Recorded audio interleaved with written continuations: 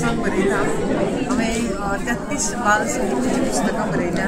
वेगळे विशय विविध तरेचे विशय हांवें हाताळ्ळ्यात। म्हजो बेलाबाईचो शंकर आनी हेर काणयो ह्या कथा संग्रहाक म्हज्या साहित्य अकादमीचो 2025 बाल साहित्य पुरस्कार मेळ्ळो आनी म्हाका खूब खोस भोगता। एक जबाबदारी म्हणजे नवे साहित्य नवे तरेचें साहित्य निर्माण करपाची जबाबदारी म्हजेर आयली अशें म्हाका दिसता। आनी हांव साहित्य अकादमीचेर उपकारी आसा, म्हणजे सगळ्यांची उपकारी देव बरें करूं।